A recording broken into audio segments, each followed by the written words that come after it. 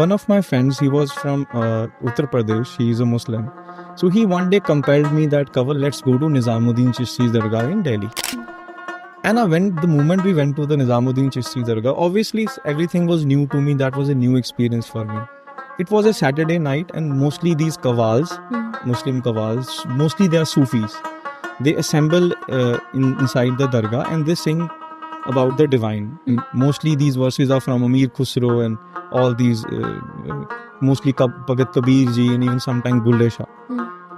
I was surprised. One of the Qawwals said that today we are going to sing the Shabad by Guru Nanak Sahib. And imagine, two states are fighting with each other, right? We have our own conflicts, India and Pakistan. But today there is a bridge between both the nations. And that bridge goes through Kartarpur Sahib. And that has become now the passage of hope and peace. There is a verse by Guru Arjan Sahib Ji, Na Paak Paakadur Hadisa Sabat Suras Dastar Sira. So he is addressing a Muslim that there should be a dastar on your head. This is how the Muslims should be. So then there is a verse, there are other verses as well. Now Guru Tegh Bahadur Sahib, we all know how Kashmiri Pandits, they were converted, right? And a delegation led by Kirpa Ram, he went to Guru Tegh Bahadur Sahib. And Guru Tegh Bahadur said that go tell the ruler of the country that first convert me, I am your Guru. अगर मुझे convert कर दिया तो फिर वो सब convert कर जाएंगे. And you just look at his situation. 4 sons have been sacrificed, family is separated. He's in a jungle, isolated jungle में, माचीवाड़ा का जंगल है. अब इस सिचुएशन में बंदा क्या करेगा? आम इंसान रोने लगेगा. No, what he is doing, he is praying to the Almighty that I'm missing you, that I'm longing to meet you. मित्र प्यारे लो हाल मुरी दादा के. सत श्री अकाल everyone, welcome to another episode of podcast. पहले तो बैसाखी की सबको बहुत बहुत बहुत शुभकामनाएं. प्रीकैप देख के पता चल ही क्या होगा that this podcast is going to be on Sikhism, Baisakhi festival. आज के एपिसोड में जो हमारे साथ गेस्ट हैं उनका नाम है Kanwal Singh. He is a Sikh activist and columnist. आज के एपिसोड में हमने सिखिज़म के बारे में बात की है, the journey from first Guru to 10th गुरु. उनके बारे में डिटेल जानने को मिलेगा आपको इस पॉडकास्ट में. साथ ही साथ बैसाखी क्यों सेलिब्रेट करते हैं और कैसे सेलिब्रेट करते हैं apart from the festival of harvest farmers के लिए, इसकी और भी महत्व है.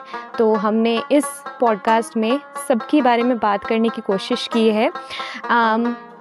ये पॉडकास्ट एक छोटी सी कोशिश होगी हमारी तरफ से कि हमें JNK के सिख्स के बारे में नहीं पता है, हमें सिखिज़म के बारे में थोड़ा बहुत पता है लेकिन ज़्यादा हम डिटेल्स में नहीं जानते.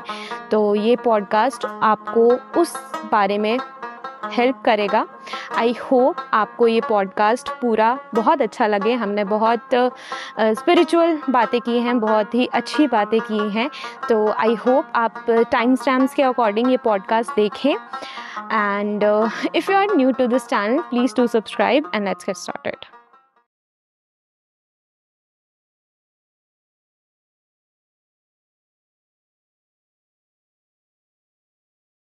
Hello everyone, welcome back to another episode of podcast. पहले तो बैसाखी की सबको बहुत बहुत बहुत शुभकामनाएं. And on the occasion of Baisakhi we have a Sikh scholar with us, Kanwal Singh. Hello sir. Hi, Sat Shri अकाल. सत श्री अकाल जी. कैसे हैं आप? I am good. आप कैसे हैं? मैं बिल्कुल ठीक हूँ. Happy Baisakhi. Thank you, same to you. आप सबको बैसाखी की बहुत बहुत शुभकामनाएं. Thank you so much, first of all, for coming on this auspicious occasion. It's a pleasure to have you. Sir, शुरू करने से पहले अगर आप अपना brief introduction दे सकते हैं तो. Right, sure. मेरा नाम कंवल सिंह है. काफ़ी टाइम से मैं सिख हिस्ट्री के ऊपर और जम्मू कश्मीर के पॉलिटिकल इश्यूज़ के ऊपर मैं कॉलम्स लिखता आ रहा हूँ. एंड जहाँ मुझे लगता है कि ओपिनियन मैटर्स, जहाँ मुझे लगता है कि वी शुड स्पीक आउट, जहाँ स्टैंड लेना चाहिए वहाँ मैंने लिया है. एंड प्राइमरली मेरा फोकस रहता है सिख फिलॉसफी और सिख हिस्ट्री के ऊपर, because we are a minority community. And जो सिख फिलॉसफी है, that is the philosophy of oneness, bringing everyone together. तो आई थिंक टुडेज वर्ल्ड आज उसको सब कुछ, उन सबको सबसे ज्यादा जरूरत है इस सोच की, जी। गुरु नानक की सोच की। एंड वही कोशिश रहती है कि लोगों को किसी तरह उस सोच के साथ जोड़ा जा सके। एंड जैसे गुरु गोविंद सिंह जी ने कहा था कि मानस की जात सब एक है पहचान वो, that recognise the whole human race as one. तो उसी अप्रोच के साथ, उसी वननेस की अप्रोच के साथ जो गुरु नानक साहब ने हमें दी है, ये ट्रैवल द वर्ल्ड 28,000 किलोमीटर्स, तो उसी चीज को मैं आगे रखने की कोशिश करता हूँ, जो सीखता हूँ, क्योंकि I am just a learner, I am a सादिक, I am a Sikh, I am just learning. अभी शायद मैं चला भी नहीं होऊंगा उस रास्ते पे, बट कोशिश रहती है कि जितना सीख पा रहा हूँ उतना लोगों तक पहुंचाऊं, ताकि लोग भी इंस्पायर हों। एंड एक कम्युनिटी बिल्डिंग और एक पीसफुल वर्ल्ड जहाँ यूनिवर्सल ब्रदरहुड हो, वो हम एस्टैब्लिश कर पाएं। Very true. सर, बैसाखी है तो पहले तो सिख कल्चर और बैसाखी का बहुत ही गहरा कनेक्शन हम बोल Yes. सकते हैं इन मैनी डिफरेंट वेज। तो बैसाखी पहले तो है क्या और कैसे सेलिब्रेट करते हैं? बिल्कुल, जैसे थ्रू आउट इंडिया में और खासकर नॉर्दर्न इंडिया के कल्चर में बैसाखी को एज ए हार्वेस्ट फेस्टिवल मनाया जाता है। वी ऑल नो पंजाब में फसल कटती है जी। इस सीजन के दौरान, एंड आपको पता है जैसे किसान अपने खेत में हल जोतता है, टॉयल्स इज फील्ड्स, राइट, और वो पूरा लेबर करके, हार्ड वर्क करके उसको फाइनल फ्रूट ऑफ लेबर मिलता है, वो हार्वेस्ट जो इस सीजन पे मिलता है। सो ये एक सिग्निफिकेंस है बैसाखी का। बट गुरु साहिब जी ने, गुरु नानक साहिब से लेके गुरु गोविंद सिंह जी ने, उन्होंने इस कल्चरल फेस्टिवल को रीडिफाइन किया, हमारी कॉन्शियस को अवेकन किया। क्योंकि लोग तो इकट्ठे हो रहे हैं जी। लेकिन इकट्ठे होके क्या वो पर्पस फुलफिल कर पा रहे हैं? हर कोई सैल्वेशन चाहता है, हर कोई अपनी लाइफ को रीडिफाइन करना चाहता है। तो क्या वैसाखी पे असेंबल होके सिर्फ फ्रूट्स ऑफ लेबर को चेरिश कर पा रहे हैं, या अपने सही रास्ते को चुन पा रहे हैं, या अपने आगे पीछे होते गलत को देखकर उसके लिए स्टैंड ले पा रहे हैं? तो वो नहीं था उस टाइम पे। आपको पता है 15th century was a turbulent time in Indian sub continent. Invasions हो रही थी इंडिया में, और इंटरनल क्राइसिस भी थे, सुपरस्टिशियस थे, सोशल इश्यूज कितने ज्यादा थे हमारे देश में। तो उस दौरान में वैसाखी को रीडिफाइन किया गुरु नानक साहब से लेके गुरु गोविंद सिंह जी, कि गुरु नानक साहब लेट द फाउंडेशन ऑफ ए पंथ जो कि यूनिवर्सल था और वननेस के ऊपर बेस्ड था। और ये वैसाखी की जर्नी है 239 ईयर्स की। हम सिर्फ देखते हैं कि 1699 को अनंतपुर साहब में गुरु गोविंद सिंह जी साहिब जी ने, जो 10th सिख गुरु थे, उन्होंने वैसाखी पे 5 बिलवड सिक्स या पहले 5 प्यारे को सिलेक्ट किया फ्रॉम द कॉन्ग्रीगेशन और खालसा पंथ की साधना की। लेकिन उस जर्नी को कोई नहीं देखता, क्योंकि ऐसे ये एक दिन का रिजल्ट तो हो नहीं सकता। हमारी कॉन्शियस अवेकन एक दिन में तो नहीं हो सकती, that you are ready to surrender yourself to the guru, you are ready to stand up for justice and righteousness. एक दिन का तो नहीं हो सकता, it has to be a journey. तो उस जर्नी पे कोई रिफ्लेक्ट नहीं कर रहा। जब गुरु नानक साहिब जी आए तो उन्होंने चैलेंज किया कास्टिज्म को, क्लास डिविजन्स को इंडिया में, जो इन्वेजन्स हो रही थी, जो हम फॉल्सहुड को प्रैक्टिस कर रहे थे। गुरु नानक साहब ने उसको क्लियरली कॉल आउट किया, और वननेस उन्होंने कि we all are one, we all belong to one creator. क्योंकि जो पहला वर्ड ही गुरबाणी का है गुरु ग्रंथ साहिब जी महाराज का, दैट इज एक ओंकार।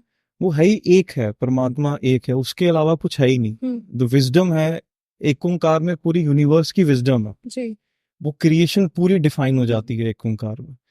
तो that journey now starts from Guru Nanak Sahib, जब तलवंडी साबो में वो आए 1469 में, and through out his life उन्होंने लोगों की कॉन्शियस को, उनकी साइकी को अवेकन किया थ्रू डिवाइन विजडम, और पहला वर्ल्ड का इंटरफेथ डायलॉग कंडक्ट किया थ्रू आउट द वर्ल्ड, कि उन लोगों के साथ डिस्कोर्स किया जो रिलीजियस हेड्स थे, प्रीस्ट थे, और उनको बोला, इवन जो सिद्ध पहाड़ों में तपस्या कर रहे हैं, सिद्ध गोष्ठी है गुरु ग्रंथ साहिब जी महाराज में, उसके बारे में उनके साथ भी जाकर डिस्कोर्स किया कि क्या हो गया कि 1000 साल हो गए and you are not still able to, आप परमात्मा को नहीं पा रहे इतने सालों की तपस्या होने के बावजूद। तो वो जो डिस्कोर्स उन्होंने किए सिद्धों के साथ, that is written Guru Granth Sahib ji Maharaj. 28,000 kilometre on foot, 9 Nations. आज की टाइम पे मतलब आप वेस्ट एशिया ले लो, इंडियन सब कॉन्टिनेंट ले लो, अफगानिस्तान ले लो, पाकिस्तान ले लो, वहां जाके ट्रैवल किया। And the journey started. अब इसको डेवलप किया क्योंकि होता क्या था कि because this is a journey, right, ये एक फेज में हो नहीं सकता। And now this started with Guru Nanak Sahib. तो गुरु नानक साहब let the foundation of Sikh पंथ।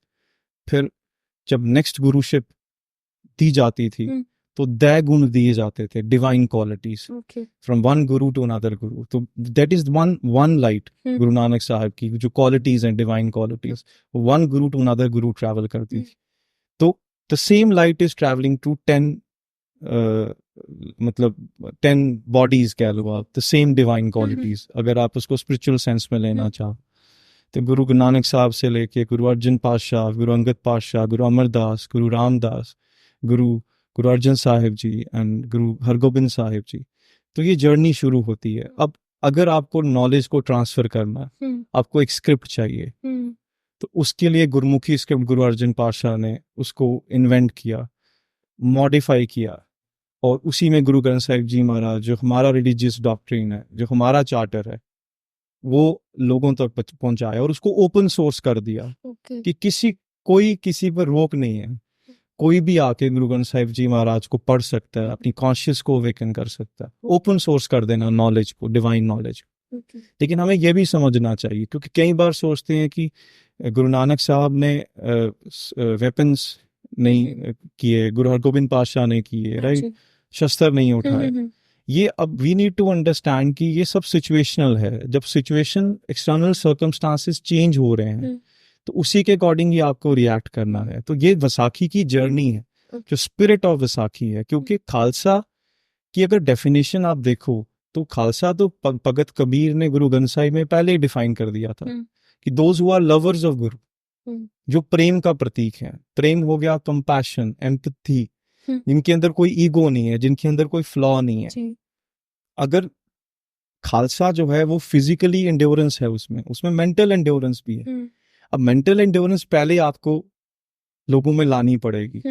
जब आपको पता ही नहीं है ज्ञान है क्या, आपके आगे पीछे क्या हो रहा है, ट्रुथ है क्या, तो आप फिर खड़ग वाली साइड जा ही नहीं सकते, जो सिखिज्म की फिलॉसफी है, ज्ञान एंड खड़ग, the concept of saint and warrior. Saint हो गया कि आपके पास नॉलेज है, once you have that knowledge फिर आपको स्टैंड आउट भी करना। तो गुरु नानक साहब के टाइम पे जो इन्वेडर्स थे या जो ऑपरेशन कर रहे थे, गुरु नानक साहब ने उनको भी कॉल आउट किया है, उनको भी चैलेंज किया है कि ये ठीक नहीं है, एंड दिस गोज ऑन। और इस प्रोसेस में जब आप एक रिलीजियस डॉक्ट्रिन एस्टैब्लिश करते हो, यानी आप एक पॉलिटिकल अथॉरिटी एस्टैब्लिश कर रहे हो, लोगों की कॉन्शियस को अवेकन कर रहे हो, तो ऑब्वियस सी बात है कि उस टाइम के जो रूलर्स होंगे वो तो इस चीज को बर्दाश्त नहीं करेंगे। And in the process, Guru Arjan Pasha sacrificed his life. He was tortured to death. हमें सबको पता। And the way he was tortured. और जिस तरह से ये सब हुआ, then उन्हीं के आगे जो नेक्स्ट गुरु शिव जिनको गए, गुरु हरगोबिंद साहिब जी। ना अब ये जो पीरियड है, गुरु हरगोबिंद साहिब, गुरु हर राय साहिब, गुरु हरकृष्ण महाराज एंड गुरु तेग बहादुर, ये है पीरियड जहां पर सिर्फ वॉर्स लड़ी गई हैं to uphold that religious authority, to uphold that divine knowledge जो आई है लोगों की, कॉन्शियस लोगों की अवेकन करनी है, उसको प्रोटेक्ट करने के लिए। और उस वॉर का हिस्सा कौन बने, उस मूवमेंट का हिस्सा कौन बने? डाउन ट्राउडन, कारपेंटर्स, फार्मर्स, पीजेंट्स, जिनको एरिस्टोक्रेट्स बर्दाश्त ही नहीं करते थे। ये वसाखी का सिंबल बना, इक्वालिटी। अब ये जर्नी है। गुरु अमरदास पातशाह ने बोला गोविंदवाल साहिब में जब लर्निंग सेंटर्स बने, इंस्टीट्यूशंस बने, तो ये देखो अब क्या है कि आप गुरु नानक साहब आए हैं, he has come with the mission, ठीक है। अब उसके लिए आपको इंस्टीट्यूशंस भी एस्टैब्लिश करने हैं, आपको रिलीजियस डॉक्ट्रिन्स भी बनानी है, आपको रिलीजियस टेक्स्ट भी लाना है। तो इट इज अ जर्नी। अब आप गोविंदवाल साहब, खदूर साहब, तो ये जर्नी है करतारपुर साहिब, पाकिस्तान से लेकर अनंतपुर साहब तक। And this is what we need to understand. Kartarpur Sahib जहाँ गुरु नानक साहब ने सिखिज्म के 3 डॉक्ट्रिन्स जो हैं वो प्रैक्टिस किए, और उसके आगे ये जर्नी फॉरवर्ड होती है, हर गुरुशिप से जर्नी आगे गई। एंड गुरु अमरदास साहब पातशाह ने फिर गोविंदवाल साहिब में कॉन्ग्रीगेशन किया वसाखी पे। देखो होली भी सेलिब्रेट की जा रही है, दिवाली भी सेलिब्रेट की जा रही है, वसाखी भी सेलिब्रेट की जा रही है, बट गुरु साहब ने इन रिलीजियस फेस्टिवल्स को डिसरप्ट नहीं किया। ये बड़ी सोचने वाली बात है। ये हमारे कल्चर का हिस्सा है। इन्होंने डिसरप्ट नहीं किया, कि रोका नहीं जाके, ये वहां गए, क्योंकि विजडम जो होती है Tanvi, that is perpetual.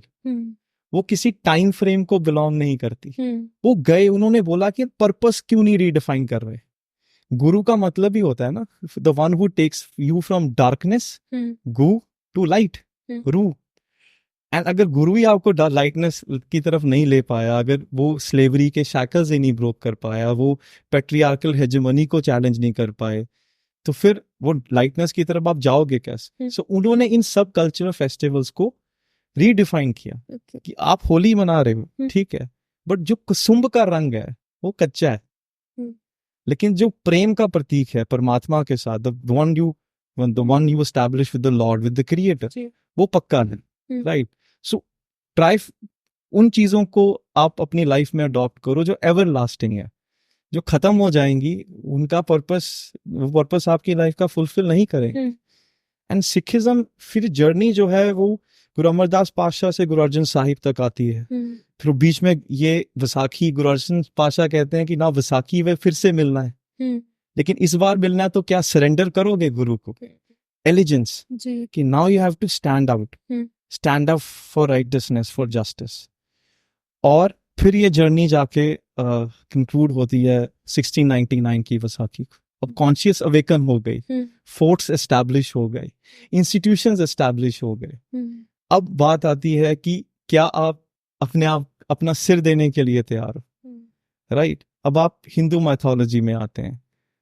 Ravan के पास लंका थी, राइट? सोने की लंका थी, but when he was meditating, उसने सोने की लंका ऑफर नहीं की, उसने अपना सिर दिया।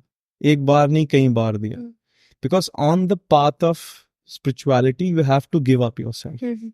तो गुरु गोबिंद सिंह जी जब वैसाखी पे 1699 की कॉन्ग्रेगेशन होती है, so he asked for a single head, who is willing to give up his head for righteousness, for justice, for equality. And then 5 Singhs, क्या countless Singhs जो थे, Singhs they came forward, and they become Khalsa. Khalsa हो गया, usually Persian word से निकला है खालिस से, that means pure. But अगर आप गुरबानी के context से लोगे, so Khalsa is which is flawless, which is viceless, which is mentally and physically trained, which is free of all bondages. तो he truly becomes a Khalsa. अब कितनी fascinating चीज है कि जब 5 प्यारे बैठे हैं, the 5 beloved Singhs, जो who came forward and surrender themselves to the Guru, submit themselves to the Guru. ये हुआ तख्त श्री केसगढ़ साहिब में।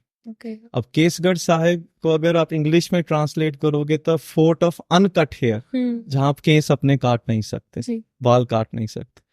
एंड उसी 5 प्यारों में एक है पाई Sahib Singh. Now pi Sahib Singh is a barber by profession. So imagine he is also standing in line to become the pyara, the Panj Pyara, the beloved Sikh of the Guru. So pyara बोला गया, lovers of the Guru. So Sikhism का idea is very simple. We believe in oneness and reality, that we all are one. अवल अल्लाह नूर उपाया, कुदरत के सब बंदे, एक नूर ते सब जग उपजया, कौन भले को मंद। So we all belong to that one light. अब तन्वी अगर ये differences खत्म हो गए, that we all belong to one light, that gives birth to unconditional love. Right? कि there is no मोही तो ही मोही अंतर कैसा। If you are me and I am you, then what is the difference between you and me, right? We all become one. अब जब आप किसी से unconditional love करते हो, अगर वो परेशानी में है, you will stand up for him. तो यहाँ आती है बात की why this explains the reason कि why COVID-19 में गुरुद्वारास were turned into COVID wards. Why they open up oxygen लंगर। मैंने कभी नहीं सोचा था as a Sikh कि कभी गुरुद्वारों में हम लोग देखेंगे ऑक्सीजन सिलेंडर्स लगा के लोगों को कोविड-19 से बचाया जा रहा है। So we all witnessed that. So what was the spirit behind all this? That we consider everyone as equals. So we stood up for each other. अब यहाँ पर बात आती है सिर्फ जस्टिस के लिए खड़े नहीं होना। When anyone is hungry, तो कम्युनिटी किचन का कॉन्सेप्ट है लंगर का। बट जो ट्रू लंगर है, that is divine knowledge, wisdom. लंगर वही है ना, फूड फॉर द माइंड। अब अगर food for the mind healthy है, then you will also eat healthy food. You will not consume any kinds of intoxicants. या आपकी life भी healthy होगी because your mind is healthy, right? So this entirely explains what Sikhism is. And that now became the spirit of Sikhism Okay. when institution of Khalsa was established. But that this is the same institution whose foundations were led by Guru Nanak Sahib. Okay. Because when your mind is trained, when you are ready to stand up for something, so that is the point when you give up your head on 1699 Vaisakhi. Okay. And then people showed up in countless numbers. And men and women became equal. Khalsa is gender neutral. Khalsa in truest sense is classless. It's casteless. Women also took part in Amrit Sanchar ceremony. And they all become Sikhs. And that's why they were given name Kaur and Singhs were given name Singhs. So Guru Gobind Singh Ji broke the shackles of slavery. Casteism को, class differences को खत्म कर दिया. जो gender differences थे उनको खत्म कर दिया. सबको एक pedestal पे लाके रख दिया. Aristocrats तब offend feel करने लगे कि आपने गरीब तबके को उठा के सरदारी दे दी. But ऐसा ही हुआ. And I think we should be proud of this fact कि जब ये चीजें हो रही थी इंडियन सबकॉन्टिनेंट में या जब when invasions were happening, then we had a figure like Guru Gobind Singh who sacrificed his entire family for righteousness. Now, Guru Tegh Bahadur Sahib, we all know how Kashmiri Pandits, they were converted, right? And a delegation led by Kirpa Ram, he went to Guru Tegh Bahadur Sahib. And Guru Tegh Bahadur said that go tell the ruler of the country that first convert me, I am your Guru. अगर मुझे convert कर दिया तो फिर वो सब convert कर जाएंगे. And Guru Tegh Bahadur sacrificed his life. And Guru Gobind Singh Ji was just 9 years old. Just imagine the state of a boy. अपने आप पे लेकर देखो. And उस situation से उठना और 1699 की वसाखी पे ये humanly possible नहीं है. अपनी family, चारों बच्चे उन्होंने sacrifice कर दिए. And you just look at his situation. 4 sons have been sacrificed. Family is separated. He's in a jungle, isolated jungle में, माचीवाड़ा का जंगल है. अब इस situation में बंदा क्या करेगा? आम इंसान रोने लगेगा.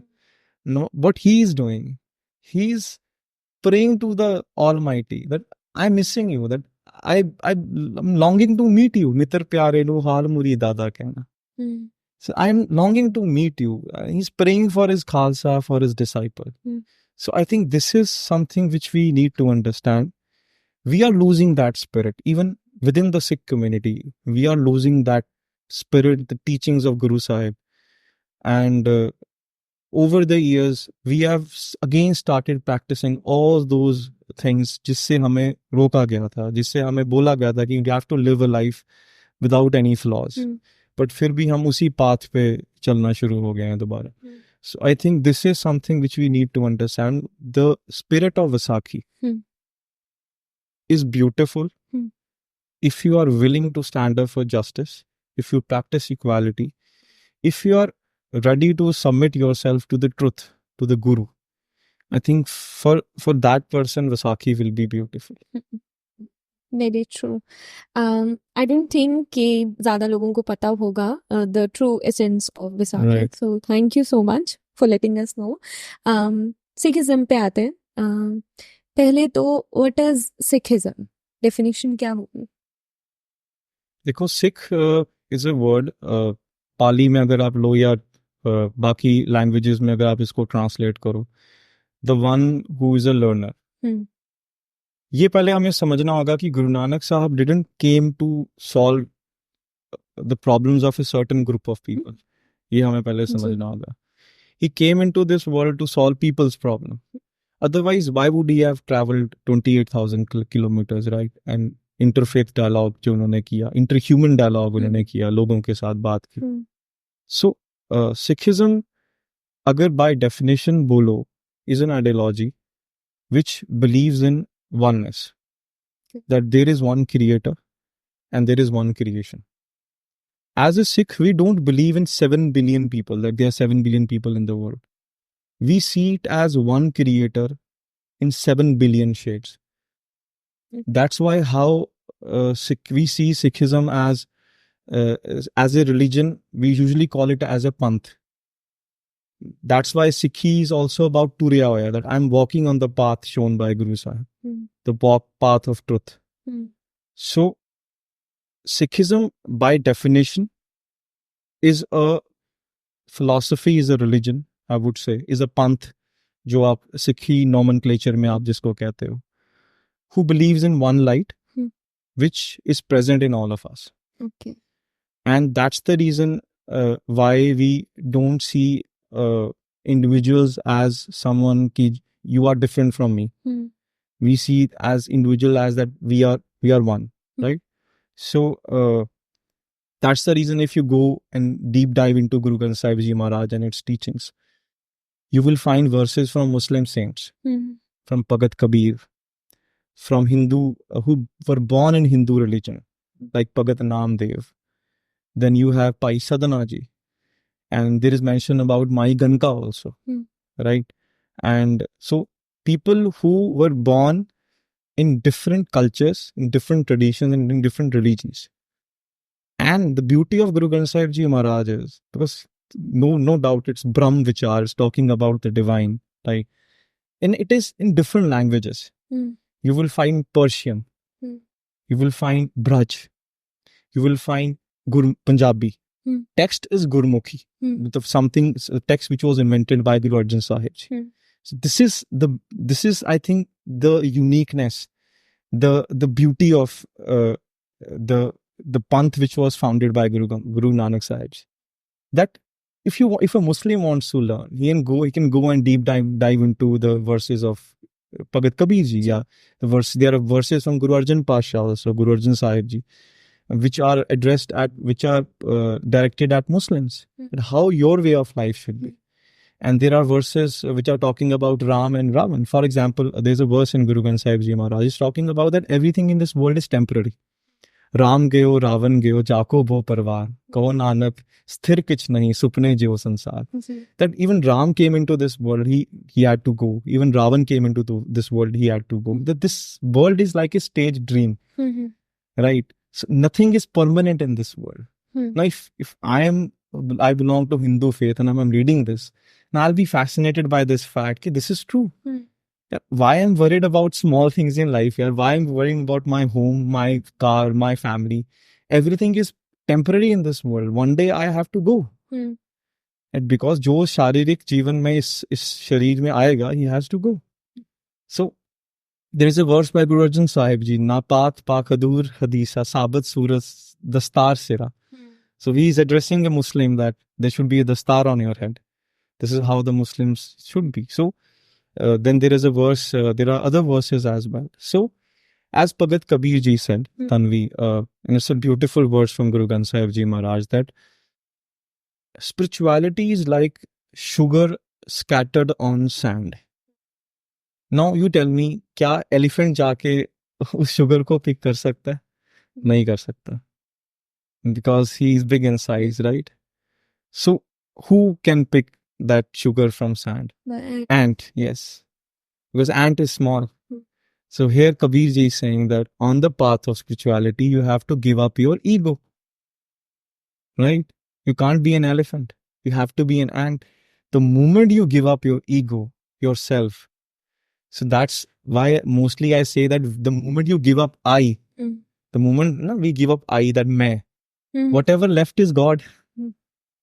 True. Yes, Very that, true. right? Whatever left is the creator. And I strongly feel that this is what Guru Sahib are saying, right? Rangratta Mera Sahib, Rav Raya Parpoor.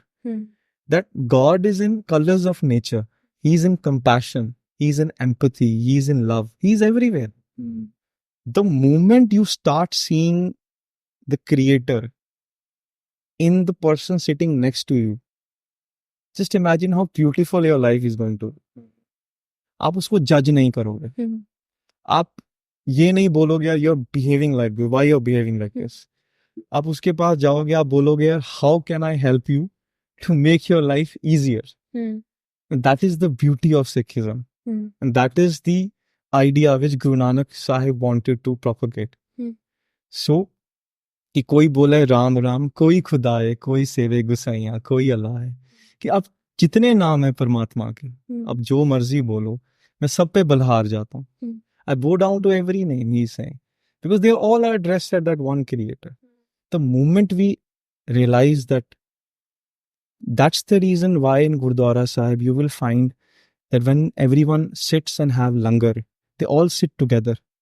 Because food के साथ ना बहुत बड़ा taboo था. आपको भी पता है वो बहुत डिफिकल्ट टाइम्स थे जहाँ पानी भी नहीं पी सकते थे एक साथ. डिफरेंट क्लासेस के लोग, कास्ट के लोग खाना नहीं खाते थे एक साथ.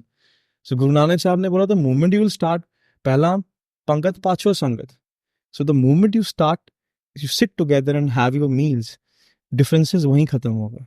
And then you sit in sangat and listen to the divine wisdom of Guru Sahib. So that is what we need to understand. And in life be बेपरवाह, जैसे गुरबानी में कहा है, निर्भव निरपौ निर्वैर, fearless, without any fear, without any enemy, without any differences. So जब आप इस idea के साथ जीना शुरू कर देते हैं, I think you become a Sikh.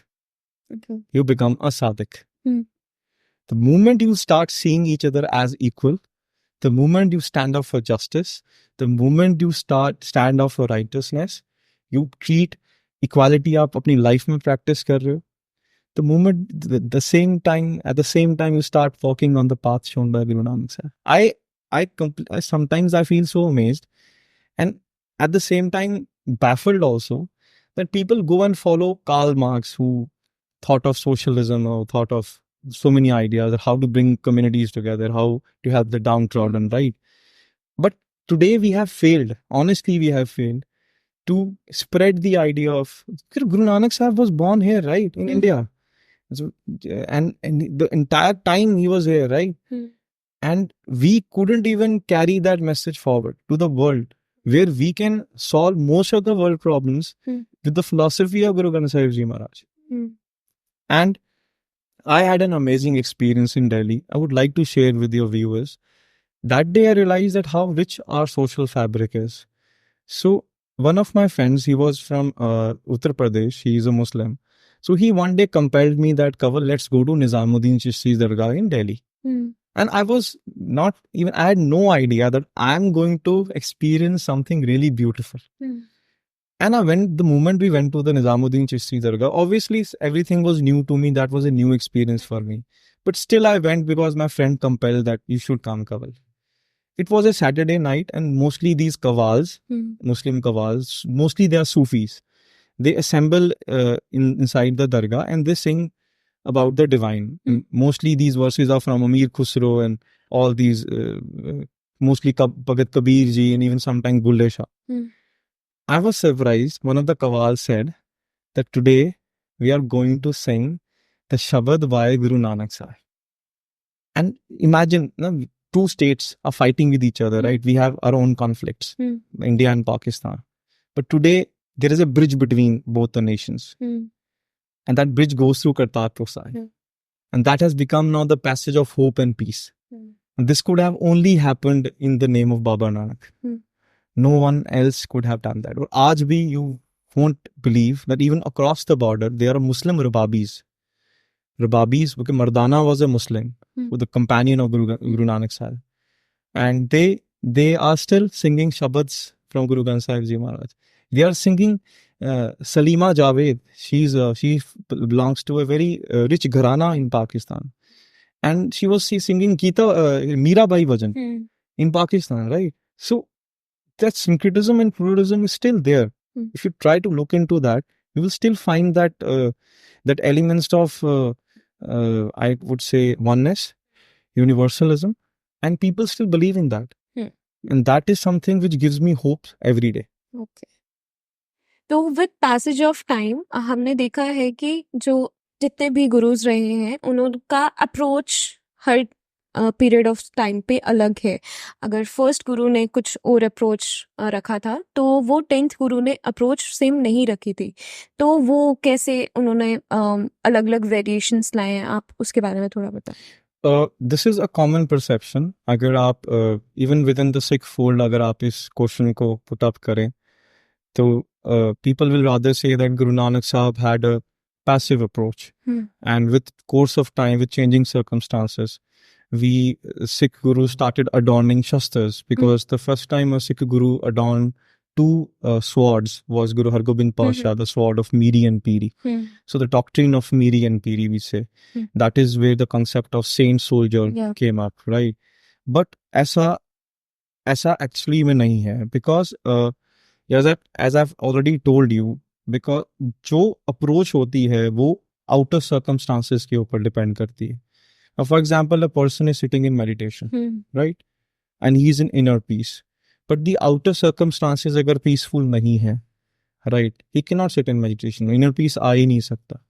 फिर एक ऐसा point आएगा that he has to stand up, maintain the outer peace, and restore balance. अब Guru Nanak Sahib was the first person. Guru Granth Sahib Ji Maharaj में there is a section जहाँ पर बाबर नामा जिसे कहते हैं. He called out Babar. Khorasan खसमाना किया, हिंदुस्तान डराया, ऐसी मार पई कुर्लान, तैंकी दर्द ना आया. So Khurasan was the place where Babur came from. He called Babur Jabbar. Approach is same. The approach is same of Gyan and Kharag. But now Guru Nanak Sahib didn't. Many people ask that why Guru Nanak Sahib didn't wielded a sword. Because he was here to awaken our conscious. The first part was itself Gyan. Until and unless the psyche, that the common masses will not understand that you are being enslaved, you are being oppressed, your mind is filled with superstition, they are class, they are abominations, women are suppressed, you will not understand the path to truth, that what ultimately will lead to truth, right? You cannot go to the next stage. You cannot wield a sword if your mental endurance is not of that level. So, this all happened when the political authority of Sikh religion was established after the completion and after the authority was given to Guru Granth Sahib Ji Maharaj. The first Prakash of Guru Granth Sahib Ji Maharaj in Darbar Sahib Amritsar. That was the time that Sikh established their own doctrine, which was an open source that everyone can come, read and gain knowledge of it from it. And that is how you are going to awaken your conscious. And in that process, he sacrificed his life. Now imagine a situation where Guru Tegh Bahadur is standing in Chandni Chowk and he is beheaded, and he stood up for Kashmiri Pandits, the religious freedom of Kashmiri Pandits. And Sikh Gurus stood up for human freedom. That even if there were Muslims who were oppressed, Guru Tegh Bahadur would have done the same, what he did for Kashmiri Pandits. So he sacrificed his life for human freedom, for humanity. But at the same time, there were so many people who were standing in crowd. And no one came forward. Right?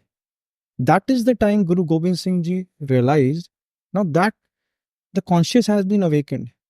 But now is the time to teach them how to defend themselves, how to stand out, how to give them a distinct identity, that if tomorrow someone is in trouble, you can spot a Sikh, that he's a Guru's Sikh, he's wearing a turban. You can call him out for help. And that is why he led the foundation of a Panth where these were distinct saint soldiers, Khalsas, whom you can reach out for help, who will stand out for him. And that's why it was not, the approach depended on the outer circumstances. If Guru Nanak Sahib had wielded a sword, for example, no one would have followed because our conscience was dead. How a farmer or peasant in only one day would have realized that what situation I'm going through. Tumultuous time the, very difficult circumstances the. So this is what we need to understand, that most people say that they start differentiating with their approaches.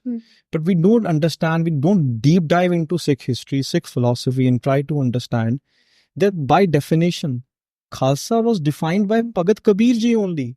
And he was contemporary of Guru Nanak Sahib, even prior to 1469. And this was Bhagat Kabir ji who said, "Sura so pehchaniye jo lade deen ke hai, purja purja kat mare kabu na chhade ke." That the one who goes on a battlefield, he sacrificed himself for dharma, for righteousness. And when it started happening, it started happening after the martyrdom of Guru Arjan Pasha, almost after 100 years. But it was already preordained by Bhagat Kabir ji that how your path has to be when you are standing up for righteousness. Very true. Sir, अभी आपने कश्मीर का mention किया, तो हम Jammu and Kashmir की बात करते हैं. वी ऑल नो कि सिख्स की जो यहाँ पे माइनॉरिटी है वो बहुत कम है. पहले तो मुझे सिख्स के बारे में जानना है कि वो कश्मीर और जम्मू एंड कश्मीर में कैसे आए, उनका यहाँ आना कैसे हुआ. सिखिज्म कश्मीर में गुरु नानक साहिब के टाइम से ही आई थी. एंड गुरु नानक साहब ने उदासियां की हैं अपनी लाइफ में, जिसको हम रिलीजियस ट्रैवल्स बोलते हैं. And during one of his travels he traveled from Jammu and he reached up till Mutton. There's a Gurdwara in Mutton. And from there he went to Ladakh. So he was the first one who reached in Kashmir and spread the message of oneness, of Ek Onkar, one force. And Brahm Das was a religious scholar there. That was the first religious interfaith discourse which happened in Kashmir. And Brahm Das he put out a challenge in front of everyone that whoever will defeat me in religious discussions, I will give all my text to him, all my religious text to him. So it only took Guru Nanak Sahib a few seconds to awaken his eyes, to open up his eyes, that the path you are falling to, because divine knowledge cannot be attuned with ego. Knowledge cannot be attuned with ego. If knowledge is attuned with ego, ahankar, it cannot be called as divine. So his eyes are open. So he said that, what should I do with all these religious texts? So Guru Nanak Sahib said, just burn it down. You're not going to get anything from it. So I'll show you the path to truth. And then Guru Har Gobind Sahib Ji, during the time of Jahangir, he came to Kashmir on a request of a Hindu woman who used to reside in Kashmir, who was longing to meet Guru Har Gobind Pasha Ji. And one day Guru Har Gobind Pasha turned out to his doorsteps, and that's how the Janam Sakhis go. And this is the same place where Gurdwara Chhati Pashahi stands. And there are other Gurdwaras as well. Gurdwara Shadi Marg, there are Gurdwara Chhati Pasha in Baramulla. So Guru Har Gobind Pasha stayed there, the sixth Sikh Guru, stayed there for very long time. And this was the time when Sikhism started spreading out to the regions of Jammu and regions of Kashmir. So I believe not only Sikhs live in Jammu and Kashmir, our history also lives. And I think today Kashmir is known for multiculturalism, syncretism and pluralism. Whatever happened in 90s, we can't change those events. It was a sad event, no doubt about that. But Sikhs choose to stay back even during those conflicting times, even during crisis. So I strongly feel that if that syncretism, whatever syncretism and pluralism is left in Jammu and Kashmir, Sikhs have played a significant role in that. And recently you saw an incident on National Highway that a Muslim was offering his namaz, and a Sardar and a Sikh man ran out of his car and holded an umbrella and protected him from rain. So these such incidents, they kind of inspire you. They kind of tell you that what the philosophy of Guru Nanak Sahib was, and what it does to an individual. That you don't see differences and you stand out for each other. And then we all know that during Guru Gobind Singh Ji time, many Sikh preachers were being sent to Jammu and Kashmir by Feru Singh, Sant Rocha Singh, the Gurdwara in Poonch, Gurdwara Bengali Sahib and Deri Sahib, which is close to Chakkada Bagh, the road connecting to Poonch Ravla ko. So Guru Gobind Singh Ji gave them a task to spread the message of Sikhism, to spread the message of oneness of Guru Nanak Sahib in the region of Jammu and Kashmir. And as we all know, from 1801, when Maharaja Ranjit Singh, Sher-e Punjab Maharaja Ranjit Singh, he ascended to the throne of Lahore, and he established the Sikh Empire. In the consecutive years, in 1810 and 1809, he conquered Jammu, and after that, in 1819, he conquered Kashmir from the Afghan rulers. And from 1819 to 1842, Kashmir was under or administered by the Lahore Darbar. And we all know that Maharaja Gulab Singh was part of the Sikh Lahore Darbar, and in 1821 he was appointed as the king of the Western state Jammu. So that was the time when all the Sikhs who were part of the army of Lahore Darbar, Sarkar-e-Khalsa, they settled down in Kashmir. And you will be amazed to know that many of the Kashmiri Sikhs are of Punjabi descendancy.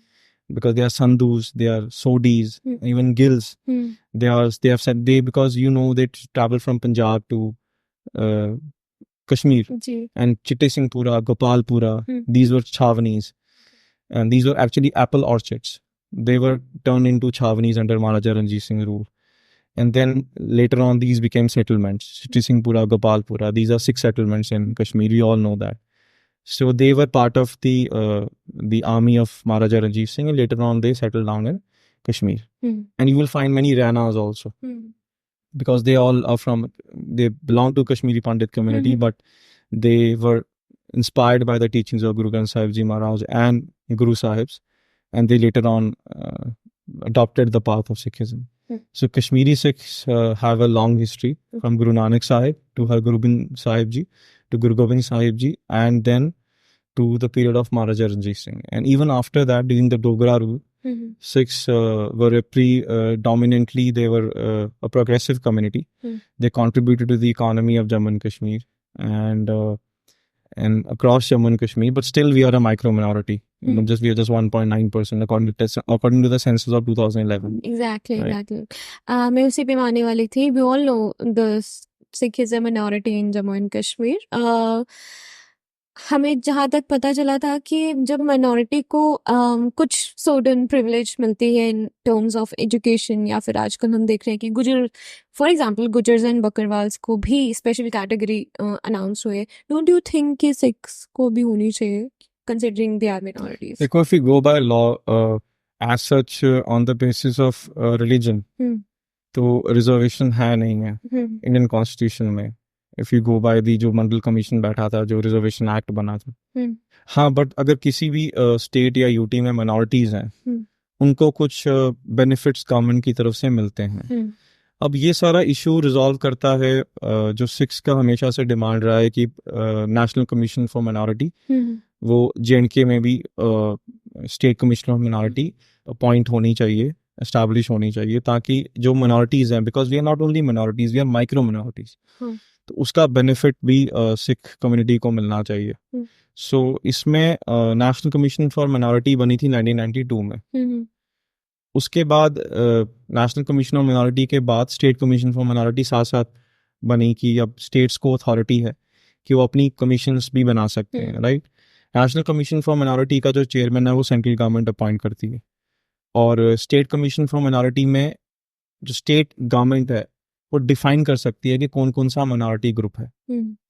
As such national commission for minorities act में 5 communities को define किया गया था as minorities of India, जिसमें आगे आपकी Muslims, Buddhist, Jain, Parsis and Sikhs. अब Jammu and Kashmir की रिलीजियस डाइवर्सिटी और जो डेमोग्राफिक कंपोजिशन है वो थोड़ी डिफरेंट है, क्योंकि यहाँ सिख्स तो माइक्रो मिनॉरिटी में है, but Hindus are also in minority and Muslims are in majority.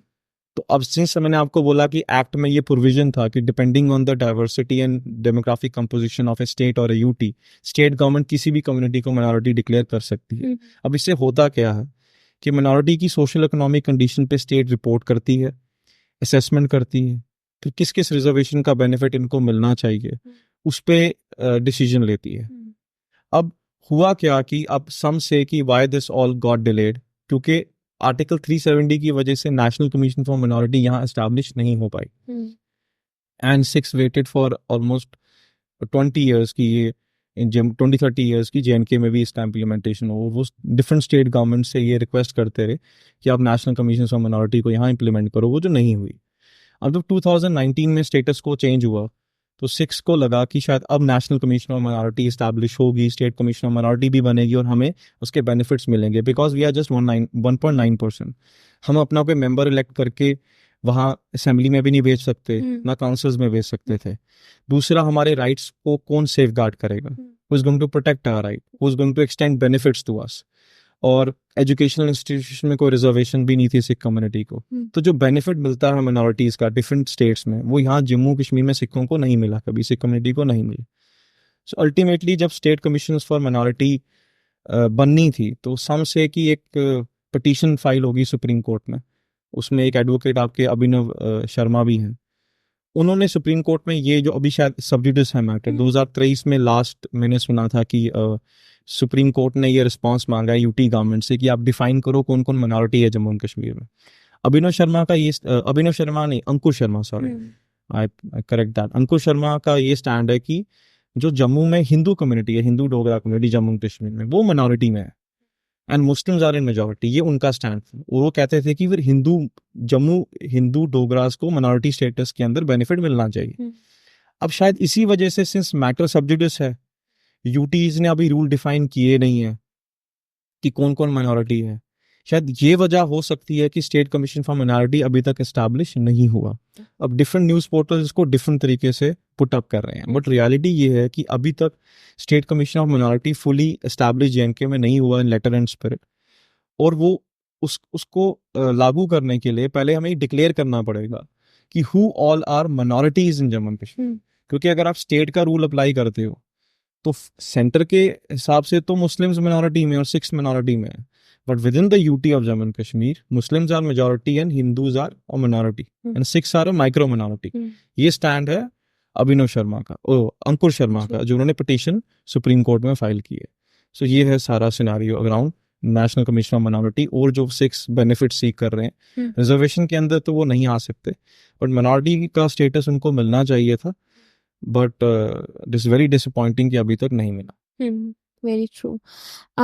Sir, हम सिक्स की बात कर रहे हैं तो हमने हमेशा सिख को एज अ सेंट या एज अ वॉरियर ही देखा है। अगर हम इंडियन आर्मी की बात करें या फिर गुरु नानक देव जी की बात करें या बाकी सब गुरुज की बात करें, लेकिन आजकल most people are influenced by the movies और द फिल्म्स। कहीं ना कहीं मुझे ऐसा लगता है कि फिल्म्स में जैसे वो पोर्ट्रे हो रहे हैं एज अ, कह सकते हैं, कॉमिक कैरेक्टर या फिर you know what I mean, right? लेकिन अभी थोड़ा सा हमें शिफ्ट देखने को मिल रहा है जिस हिसाब की मूवीज आ रही है। अभी कल ही शायद चमकीला रिलीज हुई है। नाउ पीपल आर सीन की सिख को वॉरियर की तरह से भी देख सकते हैं, उनको और भी तरह का पोर्ट्रे कर सकते हैं। What do you think about it?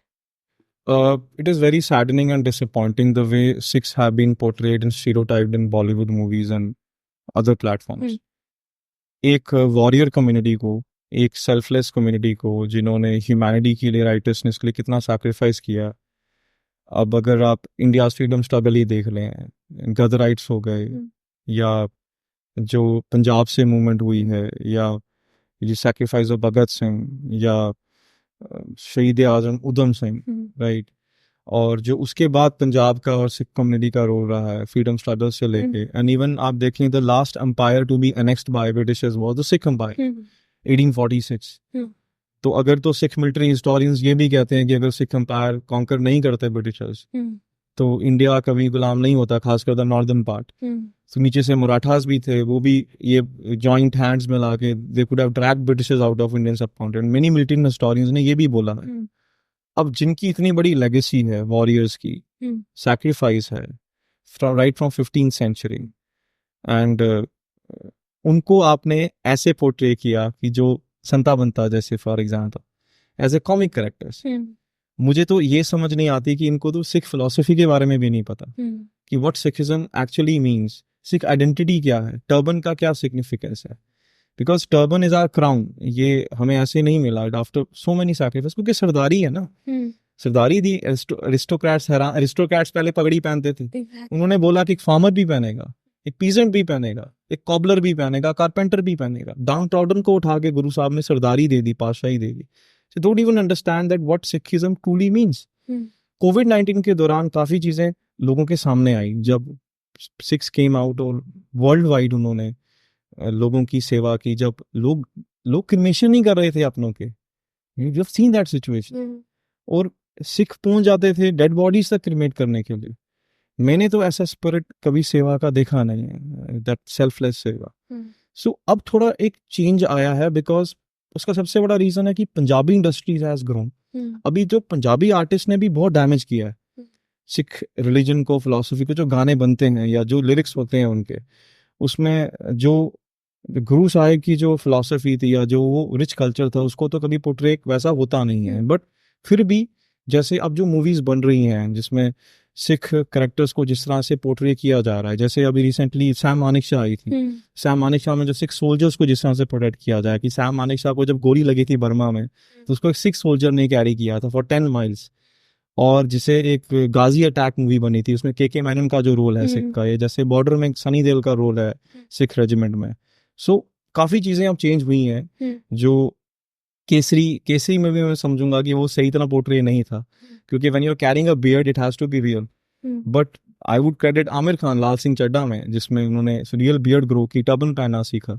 सो मुझे लगता है कि सिनेमा पे या बॉलीवुड पे या इन लोगों पे बहुत बड़ी रिस्पॉन्सिबिलिटी है कि अगर आप किसी रिलीजन या कल्चर को पोर्ट्रे कर रहे हो, उसकी एसेंस और वैल्यू को कॉम्प्रोमाइज ना करें। I think that is something which is of prime importance. It should not be with Sikh community only, with every faith. किसी के sentiments hurt ना हो, and आप deep study करो, research करो, and then make a movie. Very true. So now we are on the last leg of this podcast.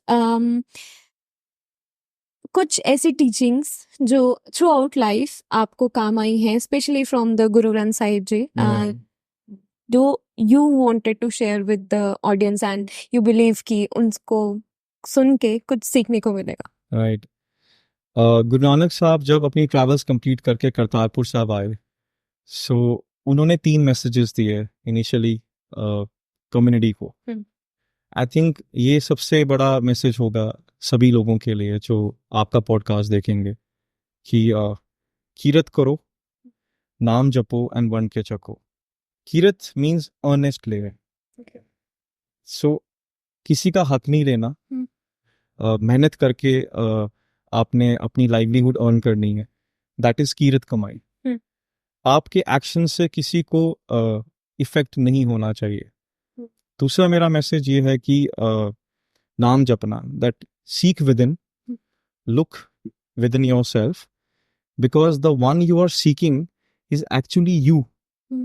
आप कोई भागना नहीं है, आपको अपने आप को ही अपनी लाइफ का पर्पस से एक ढूंढना है। सो that is would be my second message. और third would be, as Guru Nanak साहब सेड, वंड के चकना। now वंड के चकना में सब चीजें आ जाती हैं। It's not only about food, share your knowledge, share everything. अगर किसी को बेनिफिट मिल रहा है किसी भी चीज से, try to share that with him और her, and that is all I want to say. Thank you so much, sir. I guess this will be the first Sikh related podcast, so thank you so much. आपकी knowledge share करने के लिए, जो भी आपने अभी teachings दी हमें, I hope लोग इसे सुनेंगे एंड अमल करेंगे। जाते जाते if you want to say anything. Just want to if you want I can recite, because I'm fond of poetry. Sure. So usually now people say that they know everything, and there is a verse by Rumi. Rumi is one of my favorite poet, and he says, it's in Persian, I will translate it in English. He says, Akal Ahmad, Deen Dunya, Shudh Kharab, Ishq Ahmad, Bardo Alam Kamyab. And he says that knowledge na will take you to a certain level. कि ना निकल जा अकल से आगे, ये चिरागे राह है, मंजिल नहीं है। सो अकल आपको रास्ता दिखा देगी, but what will take you through, what will take you through, that is love and devotion. This is a Rumi saying. So is ultimately it is love and devotion. Start loving everyone, see humanity as one, see the creator manifested in all mankind. The day you start doing that, your life will start changing. You will get to know that how you have to react to a situation, and that will make your life easier. And I think we should all learn to live in acceptance. Think about those things which you can change, things which are out of your hand, जो आप बदल नहीं सकते, फिर उसके बारे में सोच के परेशान क्यों होना. जो आप कर सकते हो उतना आप करो. जो चीजें आपके हाथ में नहीं है उसके बारे में सोचना नहीं. Try to accept that, start living a life in acceptance. Gratitude आएगा तो I think life would be better. Thank you. Thank you so much, sir. It's a pleasure to have you with us. Thanks a lot. Alright, तो ये थे हमारे साथ Kanwal Singh. I hope आपको ये information, आपको ये पॉडकास्ट फ्रूटफुल लगा हो. जितना ही हमें पसंद आया, आई होप आपको उतना ही अच्छा लगे. Please share this podcast to your friends, to your family, to your sick friends. And अगर आपको कोई भी सजेशंस हमें देने हैं तो our comment section is always open, and we will see you in the next one.